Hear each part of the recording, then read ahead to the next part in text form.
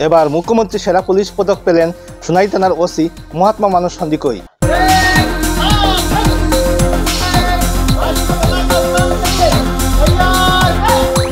৭৮তম স্বাধীনতা দিবসে মুখ্যমন্ত্রী সেরা পুলিশ মেডেল পাচ্ছেন ২৯ জন উচ্চপদস্থ পুলিশ আধিকারিক। এবছরের তালিকায় কাছাড়ের ২ জন পুলিশ আধিকারিকের মধ্যে সোনাই থানার ওসি মহাত্মা মানস সন্দিকৈ ও কাছাড়ের অতিরিক্ত পুলিশ সুপার ক্রাইম রেণুকুন্তলা শীতল কুমার পাচ্ছেন এই পদক।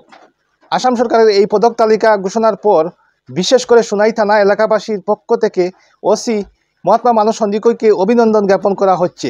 সোনাই ওসি এই পদকের যোগ্য বলে দাবি বিভিন্ন মহলের, কেননা বিগত ৩ বছর ধরে সোনাইয়ে মাদক বিরোধী অভিযানে বৃহৎ সাফল্য পেয়েছেন তিনি। মাত্র ৪ দিন পূর্বেই ২ কোটি টাকার মাদকদ্রব্য উদ্ধার করার সহ এক পাচারকারীকে আটক করতে সক্ষম হয়েছেন তিনি। এছাড়া বিভিন্ন সমাজবিরোধী কার্যকলাপ প্রতিরোধে সচেতন রয়েছেন তিনি। এছাড়া কাছাড়ের অতিরিক্ত পুলিশ সুপারকে অভিনন্দন জানানো হচ্ছে বিভিন্ন মহল থেকে। প্রিয় দর্শক, আমাদের প্রচার করা প্রতিবেদন ভালো লাগে তাহলে একটি লাইক দিয়ে কমেন্ট করে আপনাদের মতামত নিশ্চয়ই জানাবেন। সংবাদ এখনকার মতো এখানেই। পরবর্তী খবরের জন্য চোখ রাখুন আমাদের পর্দায়।